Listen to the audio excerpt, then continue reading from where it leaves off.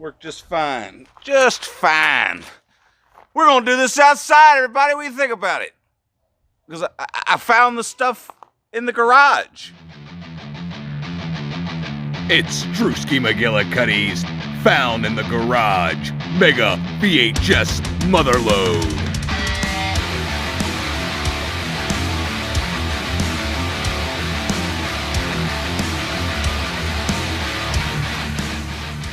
Well, maybe it wasn't a good idea to do this outside with all these loud-ass motorcycles driving around. But what are you gonna do? You know, it's America. I'm sorry, I got it blurred out so they can't see how horribly messy my garage is. I cleaned it out the other day, and then somehow it just went and got dirty again. That's not bad at all. I wasn't expecting to like it. It's fat. Can you see it? It's Fat Tire Amber Ale. Not the Belgian wheat that I'm used to. But it's pretty good. Hey everybody, it's Drewski McGillicuddy, and we're out in front of the garage because we had, been rooting around in the garage and had found some wonderful items to show you today. And I'm going to set those aside for last because there's this other guy who's got a big old garage. And I had bought this big-ass chainsaw from him. Look, here's the chainsaw. As a matter of fact, we're going to pause this video for a minute to show you what I was going to show you when I first got the chainsaw, but then I couldn't get it running in time, and I had to go I'm going to have to go get a new muffler. I don't want to make a video about a chainsaw that's not running properly. But this is the chainsaw, and then this is the little video, because this is where I got most of this stuff that I'm about to show you was from this garage that this guy has in the literal middle of nowhere. Okay, so here's that video real quick. Hey everybody, it's Drewski McGillicuddy, and I want you all to see this, okay? This is where I am. I just went and bought something, and I'll show it to you shortly. But look, it's absolutely fucking gorgeous out, and I have no idea where the fuck I am because I missed my turn to go back home, and now I'm on this spooky ass fucking road that doesn't. In a quarter mile, turn right onto California Road. Oh, okay, thank God, because it's like I've been driving down this road for what seems like ever, and I have no fucking idea where I am or where I'm going. But I went and bought this thing off of Facebook Marketplace, and oddly enough, it very well fits. Take the next right onto California Road. This spooky setting. I mean, I'm glad it's not dark out. Oh, it was also the last house on the left that I bought this from. We're gonna look both ways. That's the other thing. This fucking road was a 45. Look, are you looking at it? It's a 45-mile-an-hour speed limit. Okay. Look, you can see the sign up there. All right. This one actually has double yellow lines. I can't believe it because the other one didn't. Continue for 3 miles. And the other motherfuckers on the road would not slow down, and they were acting like I was supposed to drive into the ditch to avoid a head-on collision. But anyway, look, I am out in literally the middle of fucking nowhere, everybody. I got fields to the left of me, fields to the right. Here I am, stuck in the middle of the road, not knowing where the fuck I am. But anyway, how are you people? I got that rant video coming. Maybe it already came. I don't know. Did you watch it? Did you like it? Let me know in this video too. But anyway, I've been buying stuff. Oh, supposedly that's where the secretary grew up. I don't know if you can see it. Can you see it? Oh God, it's not working. Okay, no, you can't see it. Anyway, don't worry about that. But yeah, on this old country ass road, there's the first 2 cars I've seen in a while, other than when I was on my way to the place to buy the thing that I'm going to show you here in 3, 2, 1. All right, did you enjoy that? I hope you did. Now we're going to get on with today's finds, and we're going to start out with the stuff that I picked up from Goodwill, and in no particular order, I'm just going to reach in the bag and pull out the day after. Now, there's many times I almost bought this movie from buybacks way back in the day because I heard that this is one of the best made-for-television movies ever made, one of the best apocalyptic movies ever made, and for some reason I just never got around to getting it, and now I own it, and it was only $3, which it's kind of pricey for a DVD, but what the hell, what am I doing? saving up all this money. Now, this one I was hesitant to get because I figured I might as well just hold out for Blu-ray. But it's a 1980 horror movie. Like, what the hell kind of sense does it make to even put a 1980 horror movie on Blu-ray? It's got that grittiness to it that everyone likes. But I heard these movies.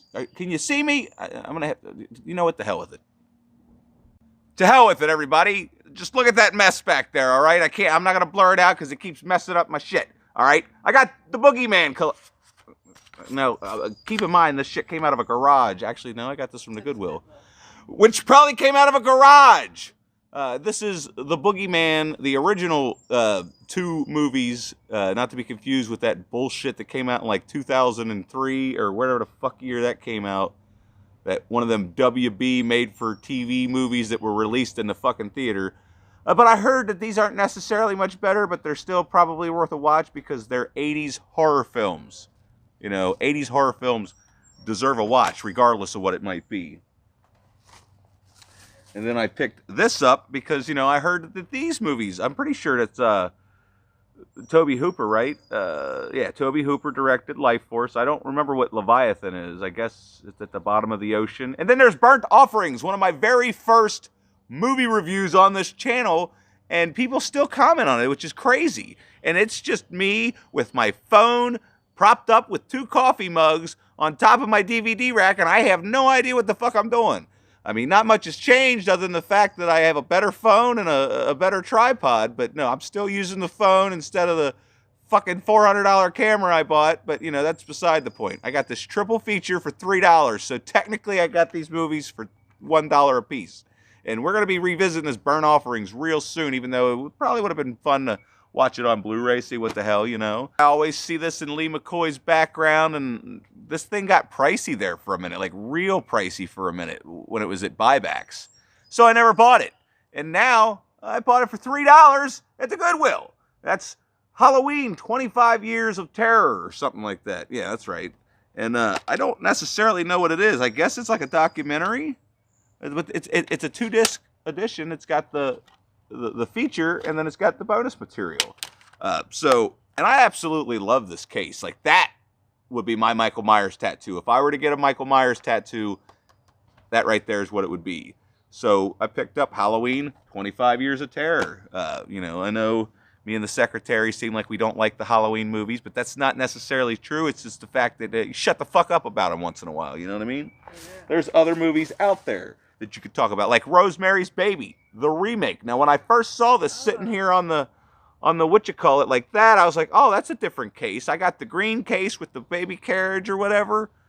But then I saw this, and I'm like, well, that's a black lady. That's Zoe Saldana. You know, and normally I, you know, kind of roll my eyes whenever they do like a race swap or a gender swap. Not because I'm a cisgendered white male and I'm racist or something. Just because the story was already told. Stop fucking trying to change things. Just like they're trying to change things. But anyway, don't worry about it. It's Zoe Saldana, so, you know, I'm willing to fucking, you know, give it the benefit of the doubt.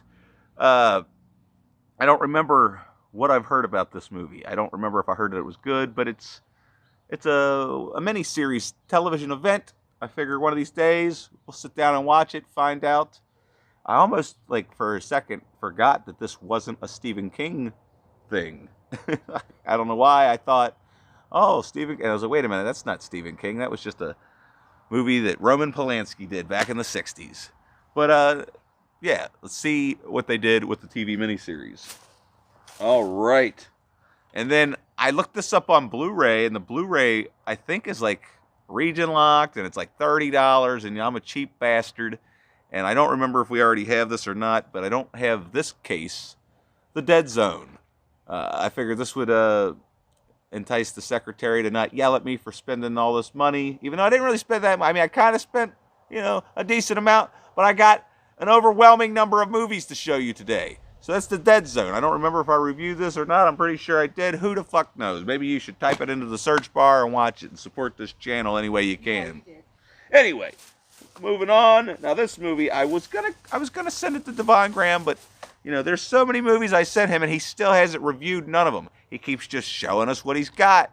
You know, I started to go on that trend to not reviewing movies, too, on this channel. But I think I'm going to get back to reviewing movies, because after watching Poltergeist last night and seeing that everybody talks shit about this movie, and then it turns out there wasn't a goddamn thing wrong with it except for maybe a little overuse of the CGI. And then, I'll be honest with you. Shut up. All right? This is my time to talk to the people. I'll be honest with you. Maybe it would have been better suited if it would have been, set in the original time period that it took place to begin with. I don't know. That's how I'd like to see most remakes. Just either set it in that period or set it like somewhere not in the goddamn present, because the present fucking sucks. Anyway, Hack! This movie came out when I worked at Blockbuster. It's got Winnie from the Wonder Years, and it's a fucking wonderful, fun little slasher film about these college kids that go to this island where there's these people that they're staying with, and these people just happen to be fucked up weirdos. And this movie has like a 4.5 on IMDb or something like that, and it does not deserve that at all. Now, I haven't watched this since I worked at Blockbuster. It's been about 2012 since I watched it. I need to get the secretary to watch it. I have my copy from Blockbuster. I was going to send this to Devon Graham, but there's somebody else, that I think I might send this to, and we're not going to mention his name because he probably hasn't seen this, let alone Bill and Ted. He has. All right, we're talking about Lee McCoy, everybody. Just so you know, I was going to do a rant video because the son of a bitch ain't never seen neither Bill and Ted movie, and it's like, the fuck's the matter with you? So, Drum Dums, if you're watching, kiss my ass. And then I picked this up. I don't know what the fuck it is. I remember seeing the VHS when I was a smaller child, and that's Raw Meat. And I have no idea what the hell this is, but it has Donald Pleasance and Christopher Lee. And then some names that I don't recognize. Who's the director? Where's the director at? Directed by Gary Sherman. Never heard of him. But it takes place in a subway, and that's kind of intriguing because most of the movies I've seen taking place in subways are pretty good, like Creep or Midnight Meat Train. Have you seen any of those movies? Because this, could be just like those and wonderful, and everybody will like it.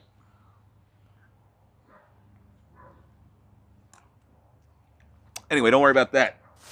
That's the Goodwill bag. Here, don't look at that receipt.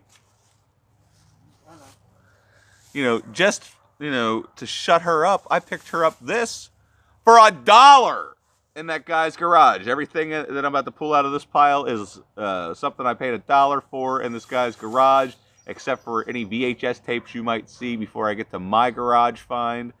$1 for season 2 of SNL, and it's got this fancy thing, and all this stuff pops out. It's really nice, and it's going to sit right up there nicely. Now, let me tell you, I don't remember ever. I've seen some of the stuff from the first couple seasons, but I never got really that big into it.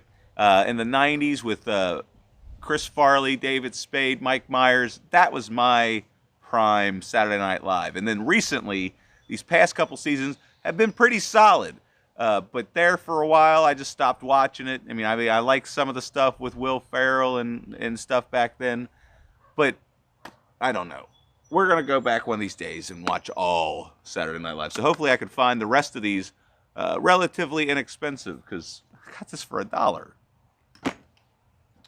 All right. And I'm pretty sure I have this already on VHS, but now I have a second copy, just in case I didn't have it. And that's Stand By Me. Not to spoil my rating, but this is one of the probably top 10 greatest movies ever made. Probably top 10. I'd have to sit down and really think about it, but damn. Like, talk about a movie I watched over and over and over and over again as a child. Like, this movie basically made me who I am today. Stuff like this. This is where I got my morals and my values. They're out fucking around, but they're still, not complete pieces of shit. Like, the dude's older brother. And then I also picked this up for the secretary so she'll shut the fuck up. And that's Monty Python and the Holy Grail on VHS, even though for some reason we've never watched it together. And I remember when I was like 15 years old, my mom sat me down and said, "Here, smoke this and watch that." That's right. My mom let me try marijuanas for the first time. It wasn't the first time. But, she was like, "Here, let's watch Monty Python and the Holy Grail and get baked." And then, that's how, we bonded back in the late 90s, early 2000s. Anyway, shut up. And then I picked up another one. I should have showed this after the other, but hey, I picked up The Green Mile. Now I have either part 1 or part 2 in my fancy VHS Blockbuster case, which that reminds me, I should have asked him if I could have the plastic sleeves. He had 3 plastic sleeves, and I didn't think to be like, here, just throw those in with these. Or I go back. Anyway, I'll go back and get it. But anyway, The Green Mile, one of the other greatest fucking movies ever made. Everybody's over here talking about Shawshank Redemption, and I'm over here talking about The Green Mile. Not that The Shawshank Redemption isn't a fucking amazing movie, it's just not The Green Mile. And neither one of them are Forrest Gump. But this does have Tom Hanks. And for some weird reason, I do not have any of these movies on Blu-ray, and it pisses me right the fuck off. And that's the Beverly Hills Cop. Because I absolutely love Eddie Murphy, and I absolutely love the Beverly Hills Cop movies. All 3 of them. And apparently they're making a 4th one. And I cannot fucking wait. Because, you know, Eddie Murphy, hands down, one of the greatest black actors ever. And it's not even because he's black, it's just because he's a really good actor. It's not even that he's a good actor, because he basically plays himself and everything. He's just a likable dude, okay? If you don't like Eddie Murphy, go fuck yourself. And then I picked up Wayne's World, more Saturday Night Live stuff. Hands down, the best Saturday Night Live movie ever made, aside from possibly Mean Girls. But I don't really consider that a Saturday Night Live movie because it doesn't have characters from Saturday Night Live. It just has alumni, and it was written by Tina Fey. But, you know, and then we're trying to work out this deal. She made me watch this movie that I'll review for you shortly that I thought I would enjoy, but I didn't really enjoy it. And then, you know, I've coerced her into watching Remember the Titans sooner than later. And then she's trying to get me to watch a Serbian film so that she'll watch Mean Girls. And I figure, you know, what the hell. Anyway, more Saturday Night Live, people. We got Chris Farley in Almost Heroes with that fucker from Friends that nobody likes. At least I don't. I don't like Friends. I don't like anybody on Friends except for Lisa Kudrow, maybe the girls, because they were all hot. But the guys, it was like, what are these girls even doing with these guys? They're all a bunch of fucking dorks, except Joey, he was kind of handsome. But Chandler, fucking jackass. Well, Ross and Monica were brother and sister. Yeah, well, Ross is a big dork, and I can't stand him. But, you know, Chandler wasn't too bad in this movie. It's basically they're Lewis and Clark, and they're going on fun adventures, trying to beat actual Lewis and Clark to the Pacific Ocean. So, if you haven't seen this, this was like Chris Farley's last movie aside from his appearance in Dirty Work. So, if you haven't seen this one for some fucked up reason, super duper underrated. Speaking of super duper underrated, Darkness Falls. Now, this is probably one of the last horror movies ever released on VHS because this shit come out in 2003, I think. I'm not absolutely sure, but damn, they were still making VHS tapes in the 2000s. Like, that's messed up. But if you haven't seen this, it's about this kid who's got a fear of the dark. Why has he got a fear of the dark? Because he was visited by the Tooth Fairy one night. And now he's going around trying to capture the Tooth Fairy because, you know, apparently Tooth Fairy's not very nice to children. So I picked up Darkness Falls. Oh, you have a very busy street. Everybody cuts down my street. I don't know if you can hear all that nonsense, but it's just like a main thoroughfare. Even though there's the thoroughfare, even though it's a tiny, small town, don't worry about none of that. Just shut up. Because we only have one stop sign. And then Emilio! I got The Mighty Ducks, another movie franchise that the secretary just refuses to watch, even though I guarantee she'll have a ball. Because I don't like sports that much, you know? But for some reason, I do like sports movies, and this is one of the sports movies I like. Not all sports movies are great, but a lot of them are. And a lot of them, it doesn't have anything to do with the sport itself that makes the movie great. It's the fucking characters, you jackass! I like Wildcats. See, she liked Wildcats. She probably liked, what's that other football? The fucking Water Boy! Anyway, I saw somebody talking about this movie the other day. This movie might be super fucking underrated or just completely unknown. I saw this in the theater with my dad because we was on a Joe Pesci kick after My Cousin Vinny, even though it took me a while to come around to My Cousin Vinny. But Gone Fishing with Joe Pesci and Danny Glover. This actually makes me want to bust out the VCR and actually put the VCR or put the VHS in the VCR and watch the movie. Because, you know, normally these are just shelf fillers, just to have decoration, make it look like I'm trying to build a blockbuster, everybody. Pretty soon I'll be like Dustin something. Dustin, is it Madison? Matson? Fucking Rotten Roger from over there at 3B Productions. I'm trying to be like him. He's got a fancy blockbuster in his basement. And I'm eventually going to put a fancy blockbuster in my basement. That way it's not so fucking scary down there, and I won't be afraid to go down there.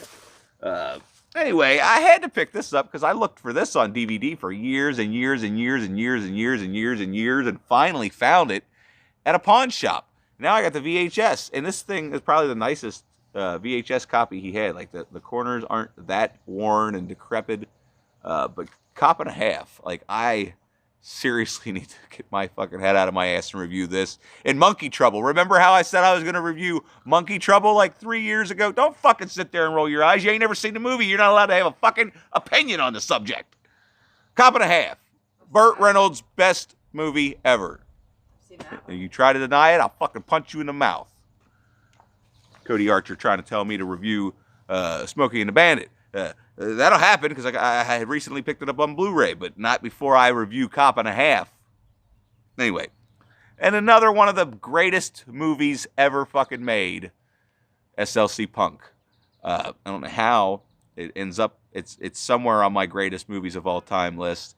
The amount of times that me and my friend Stacy watched this movie when it was first released was sickening.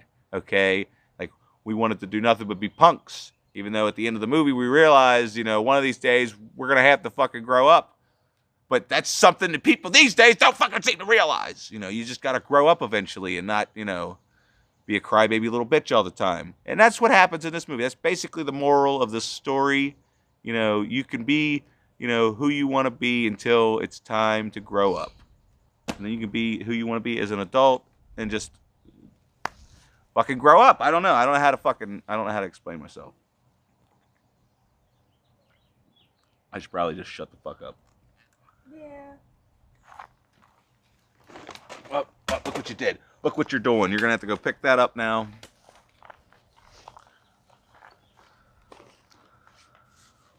Keep it separate. Oh.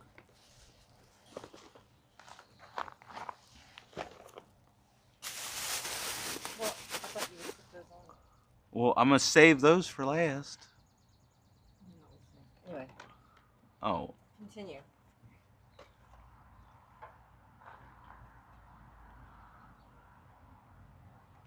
All right, we're on to the next pile of stuff. But before we continue with the VHSs, I guess separate. Well, fuck it. Who cares? Who cares? This shit's all out of order. I'm going to pick this up. And this intrigued me. I didn't know what the hell it was at first. I was like, is this like a spooky audio CD? And then I looked, and it's the original radio broadcast of the novelization of Frankenstein. And I think it has two different versions on it because the back of it says this. I don't know. It's too hard to read. So here, you read it and you tell me what you think it means. But it says complete and unedited original adaptation as heard on the Weird Circle of Suspense. So this Halloween, hell yeah, I'm popping that in. And then another one of the possibly greatest movies ever made, and I'll be honest, it took me 3 days to watch this movie the first time I saw it. Because it was just... And the funny thing is, it was right around the first time I had tried the marijuanas, okay? And still, I was like, this is too much. Too much, man, too much. Took too much. And then eventually I finished it. And then one day I sat down and watched the whole thing from beginning to end in one setting. And then started to do such on, you know, like a monthly basis. I would watch this movie. And it's just, hands down, probably Johnny Depp's best performance. Like, he should have fucking won an Oscar for this, and the fact that he didn't. Even Benicio del Toro, or how the fuck you say his name, like, both of them should have won fucking Oscars for their performances in this movie. Like, absolutely fucking incredible. But you already knew that, right? Anyway, here we go. I'm excited to show you this, because guess what? We're going to be reviewing these real soon, buddy. Crocodile Dundee, Crocodile Dundee 2. Now, there's the third one, and I saw that in the theater, but I don't remember anything about it other than the fact that it was kind of lackluster. I don't know. The only part I remember is when they're on the safari ride at Universal Studios or whatever fucking studio was, Paramount Studios probably, and a snake pops up and he stabs his knife into the bottom jaw of the snake and kills it. But these two movies, absolute classics. Absolute classics. Now, they're not on the greatest movies of all time list, but they're definitely on absolute classics list. So. I saw number 2 at the drive-in when it came out. That's right. I use my fang as a blade cutter. Because the disc are jiggling around in here. I gotta open it and make sure that everything's gonna be all right.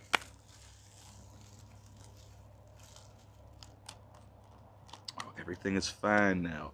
Everything is fine. And look, they're on their own separate disc. Because normally I don't like collection videos. I like to have my own specific thing. Devon Graham, you know what I'm talking about. But, you know, I figure, what the hell? One of these days, maybe I'll get somebody to make me the actual cases, and then I'll separate the disc into their own little case, so they have their own little space on the wall. Now, I picked up this movie, speaking of remakes that should have never been remade, this one kind of probably should have been, because, like, there's a lot of great actors, like Charlie Sheen, and, what's his name? Patrick Swayze, in the original.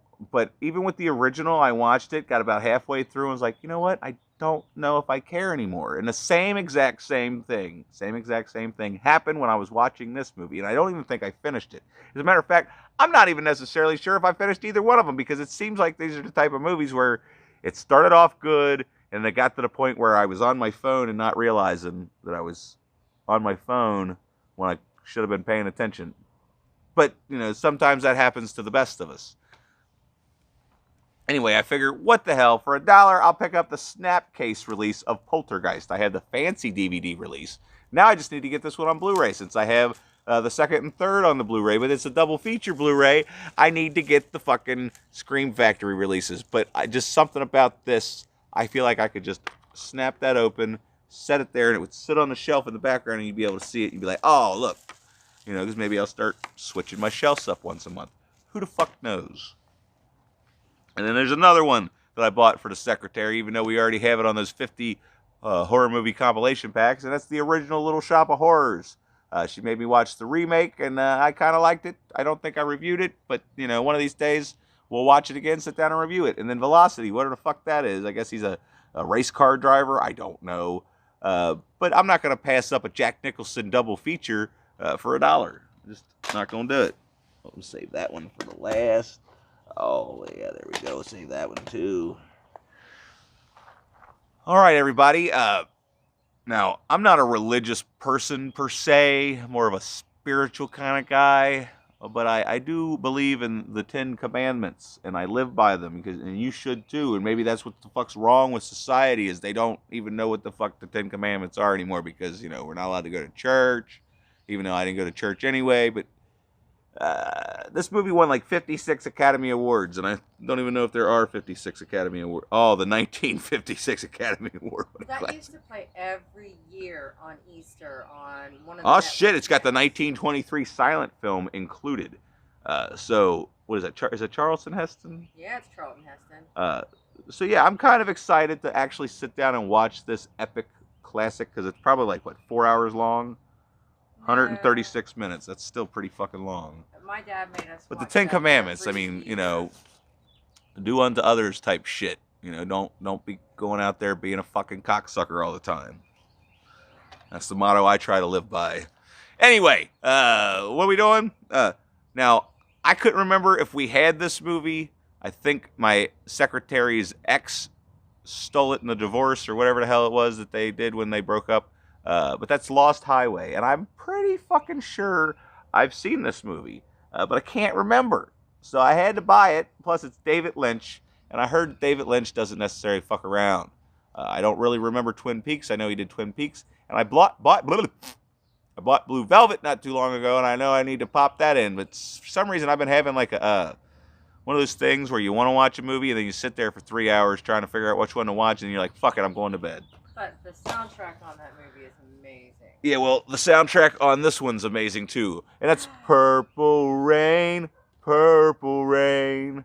Because, the secretary, she loved her some Prince. Now, he kind of gets on my nerves a little bit here and there. But other than that, I do like that one song about that girl that somebody... yeah, I think I like the Foo Fighters version just a little bit better. But, Prince has some good shit. I still have my original Purple Rain album. Now, I could have held out for the Blu-ray, but I don't think I would have found it immediately, let alone for $1. And then I can't believe the fact that I got this movie for $1, and I've been needing it real bad, and I don't know why I haven't watched it yet. I accidentally, I'm a hypocrite. I watched the American remake, which was, I don't know if it was just, it didn't translate well to America, or what the fuck they did to the remake. It started out good. They started out good, and then it was just like, fuck this movie. And I never thought about it again, but that's Old Boy in a steel case, like ultimate special edition. Got the hammer on the back, because we all know that hammer scene. Even though I haven't seen the movie, I've seen the fucking hammer scene. And then open it. Now this was, somebody paid $20 for this and then sold it to me for $1. That's, I can't thank you enough. But yeah, it has, I guess, just the little fancy sleeve for the movie. And then there's a second disc. What the fuck? No, that was disc 3. Here's disc 1. Each disc comes in its own fancy sleeve, and then, oh my God, it's a fucking novel. It is a novel. Now, is it in English? No, because it's backwards. It's probably a manga. Is it backwards? That's fucking weird. But $1 for this. And then, oh my God. This might be worth something. Because look at this shit. It has an actual film reel. Like, this is an actual negative from the film. That's insane. Neat. Like, this might be the coolest steelbook I have, and I haven't even seen the damn movie. I mean, it's not even a steelbook. It's just like a collector's edition, ultimate edition. That's badass. That's absolutely badass. Oh my God, this video is going to be way too long. Nobody's going to want to watch this shit. Nope. Anyway, now we're getting to the nitty gritty. This is the stuff that I found in there. Well, Sarah, the secretary, she found it. But we'll just go ahead and start off with Boogie Nights. Now, I knew we had a box of VHSs laying around somewhere, but we didn't remember what was in them. Boogie Nights, which could possibly be one of the best movies ever made. I don't know. I haven't seen it in a fucking criminally long time because I can't find a copy that doesn't look like shit. Like the DVD copy I had, I put in the... Frank, you son of a bitch! Anyway, I got this two disc. This 2 VHS collector's edition of 9 Inch Nail Halo 12. No, it's actually called 9 Inch Nails Closure. Closure. I can't read that. Can you read that? There we go. Now it's showing up. Speaking of music, apparently I bought this for $1. This might have even been in an old ass Found in the Wild video. I can't be absolutely positive. Bought it for me before you did but the Beatles, Yellow Submarine on VHS. Now this is another reason to pop out the old VCR and put this shit in. But the reason I'm hesitant to watch anything on VCR anymore is because it ate my Friday the 13th Part 3. Now, granted, I don't use that VCR anymore. I think I threw that one away. And we've got 2 different ones to test out, but we're scared, everybody. We're scared. But I got to pop in the media release of Attack of the Killer Tomatoes in this fancy rental case. Now, we don't have the actual sleeve, but that's okay. I mean, it would have been nice to have the media sleeve, but the fact that it's in a rental case and it's still got the rental number. And it's got the Rite Aid sticker. And the Rite Aid sticker, everybody. I bought that for 50 cents. Is that upside down? Rite Aid was going out of the rental business. Yeah. So, that's going to be nice to go with my other hoochies. And then a movie that I refuse to watch just because I can't handle it. That's Freaks. I've seen clips of this, and it's not that I don't like freaks or anything. It's just kind of like midgets. They make me extremely uncomfortable. Even amputees, people that are missing limbs, like as horrible as it sounds, I can't be around them. I can't do it. It makes me queasy. It makes me uncomfortable. So if I ever lose a limb, I don't know what the fuck I'm gonna do. I'm gonna be able to be around myself. And then from the Night Shift collection, we got Stephen King's Night Shift collection. And this is the movie that made Stephen King just let Frank Darabont do what he wanted with the Shawshank Redemption, because I think he sent him a check for $5,000 for the rights. Stephen King framed it and sent it back to him and said, "You did such a good job with Night Shift. Go ahead and do what you want." And that's not really the story. That's not really the story, but that's what that's me telling you what I remember. And then I picked up Braveheart from the garage, 2 VHS collector's edition, I guess. I don't know if it's collector's edition. It's got some cobwebs up here in it, but Braveheart. Now, I know I've seen this whole thing. I just don't remember because it's been so long. So one of these days we'll pop out this movie. Anyway, do I even want to show them these? These ain't that big of a deal. I got a coloring book from Batman and Robin. Hey. And then these 2 Beavis and Butthead books. I don't even know what the hell's in them. Funny stuff. Just a bunch of random 1992. random nonsense. Random nonsense. I don't know. Maybe we'll take them to half-price books. I can't read.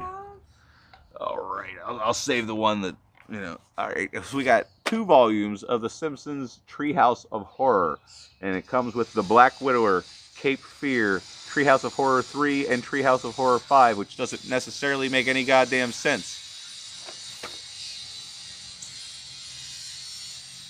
Oh, it's a good thing we're almost done. Here, I got The Simpsons, all right, and then one of the most underrated comedies of all time, Freddy Got Finger.